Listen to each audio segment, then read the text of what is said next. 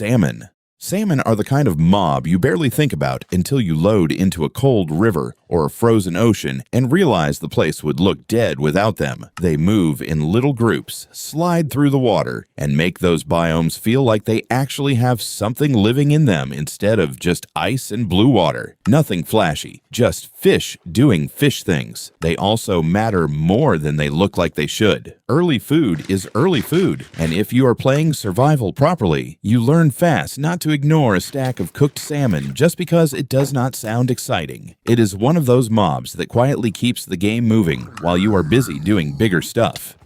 Sheep.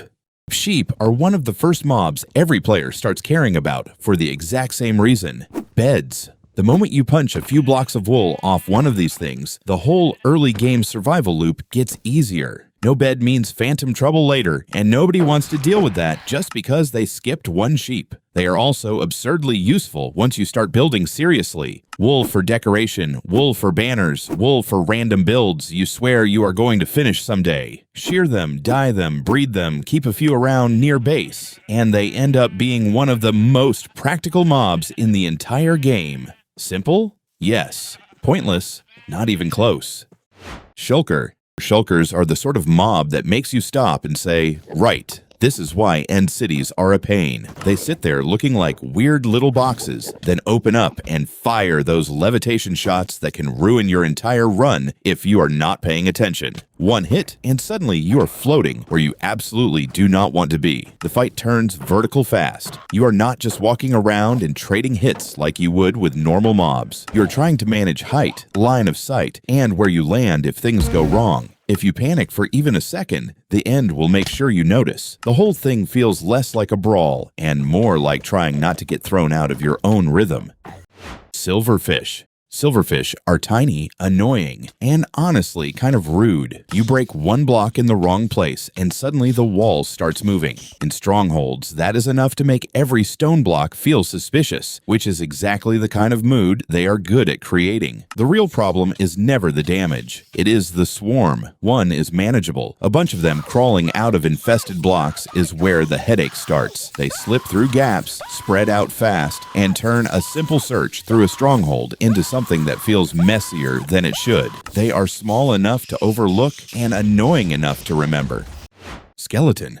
Skeletons teach you very early that standing still is a bad idea. They do not rush you like zombies. They keep their distance and shoot, which means cover starts to matter, timing starts to matter, and every open patch of ground becomes a bad decision if you are not careful. They are basic, but they are basic in a way that forces you to learn. Night gets a lot nastier because of them. A skeleton on a hill, or tucked behind a tree, or shooting from a doorway you were about to walk through. That is the kind of thing that can turn a calm trip home into a scramble. They are one of the main reasons players start hugging terrain and using walls like their life depends on it, because it usually does.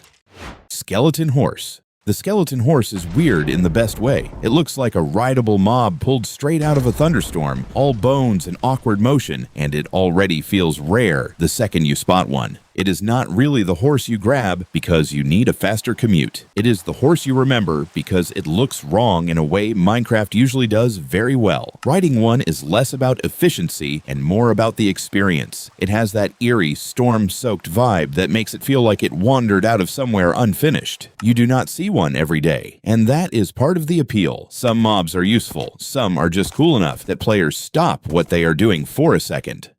Slime. Slimes are simple, and that is exactly why they work. They bounce at you, take up space, and make the fight feel a little bouncy and a little stupid in a way that is kind of fun. You see a slime and you already know what is coming, which is part of why they are easy to deal with and still satisfying to hit. The split mechanic gives the fight a nice little chain reaction. Big slime turns into smaller slimes, then those turn into even smaller ones, and suddenly you are cleaning up a mess that keeps multiplying until you finish the job. It is one of the cleanest mob ideas in the game. One move, one reaction, and the whole encounter has a clear rhythm to it.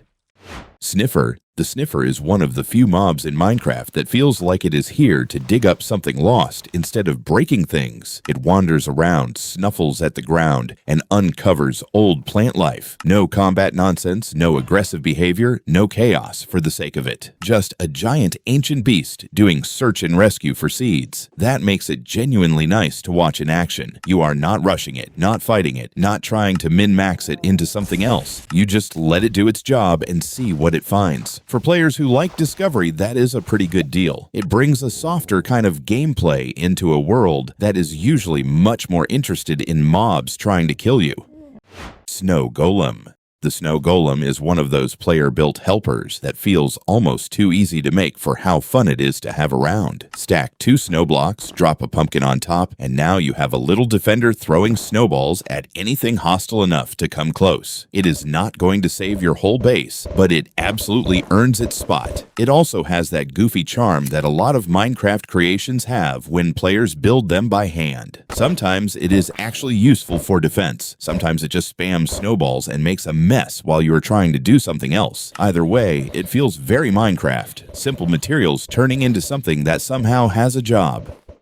Spider. Spiders are annoying for a really specific reason. They do not obey the same space rules as a lot of other mobs. Walls, ledges, rooftops, narrow gaps, none of that really stops them. If there is a climbable surface nearby, they will use it, and that makes them a problem in places where other mobs would just get stuck and stare at you. They also move in a way that feels awkward on purpose, fast and low, and harder to read than a zombie or skeleton. That makes them more irritating at night, especially when you are trying to get home with low health and no patience left. A spider climbing onto a build or jumping down from somewhere you forgot to check is the kind of thing that makes players mutter at the screen.